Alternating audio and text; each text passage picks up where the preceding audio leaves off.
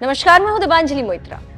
लोकसभा चुनाव की तैयारी में सभी पार्टियां जुट चुकी हैं और बीजेपी, कांग्रेस, सपा, बसपा समेत सभी पार्टियां धड़ाधड़ बैठक कर रही हैं। दिल्ली जेपी नड्डा बारी बारी से हर प्रदेश के अध्यक्ष, मुख्यमंत्री, प्रभारी और महासचिव, सचिवों की रोज मैराथन बैठक कर रहे हैं और लोकसभा के टिकटों के बारे में जान रहे हैं। अब उसी कड़ी में कई दिग्गजों के टिकट कटने की संभावना जताई जा रही। देखिए ये रिपोर्ट।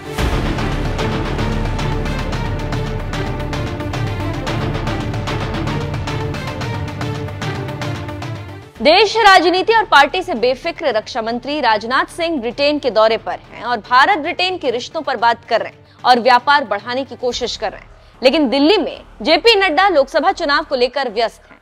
सचिव, महासचिव और पार्टी प्रभारियों से बात कर रहे हैं और लोकसभा का टिकट फाइनल कर रहे हैं। इसी बीच दिल्ली का राजनीतिक पारा 7वें आसमान पर है और लोग सवाल पूछ रहे हैं कि क्या बीजेपी अपने प्रधानमंत्री पीएम मोदी की बात को मानेगी या टाल देगी।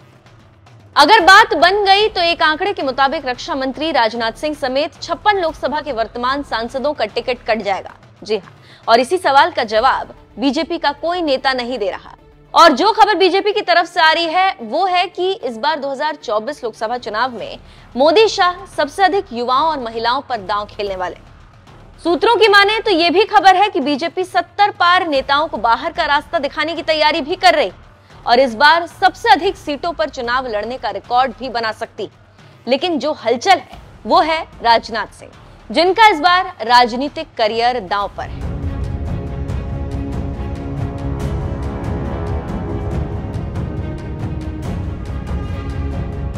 बीजेपी हेडक्वार्टर से जो मीडिया में खबरें छन छन कर सूत्रों के हवाले से आ रही हैं, उसके मुताबिक मोदी ने पार्टी नेताओं से साफ कह दिया है कि 70 पार के नेताओं को टिकट नहीं मिलेगी। और यह भी खबर है कि बीजेपी की सबसे पावरफुल कमेटी केंद्रीय चुनाव समिति की जनवरी के लास्ट हफ्ते में बैठक होगी, जिसमें लोकसभा चुनाव के लिए पहली सूची फाइनल होगी, जिसमें 70 पार के नेताओं को बाहर का रास्ता दिखाया जा सकता है।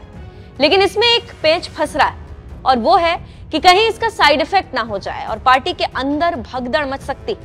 लेकिन आप 3 राज्यों के विधानसभा चुनाव को देख सकते हैं।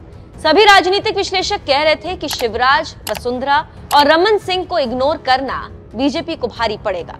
लेकिन जब 3 दिसंबर को रिजल्ट आया तो राजनीतिक पंडितों और सर्वे एजेंसियों के मुंह खुले के खुले रह गए और बीजेपी बिना सीएम फेस के और मोदी के चेहरे पर जबरदस्त जीत हासिल की और अब 3 नए चेहरे छत्तीसगढ़ में विष्णुदेव साय और मध्य प्रदेश में मोहन यादव और राजस्थान में वसुंधरा की जगह भजन लाल शर्मा मुख्यमंत्री बन गए। क्या आप जानते थे कि ऐसे नेता भी राज्य की कमान संभाल सकते हैं? लेकिन मोदी शाह ने कमाल कर दिया और 3 नए चेहरे आज राजनीति के चेहरे बने। ठीक उसी तरह अगर राजनाथ सिंह और बाकी सीनियरों का टिकट कटता है तो कुछ ज्यादा फर्क नहीं पड़ेगा, ये तर्क दिए जा रहे हैं। अब देखना होगा कि राजनाथ सिंह और वीके सिंह जैसे 70 पार के नेताओं को टिकट मिलता है या बाहर का रास्ता दिखाया जाता है।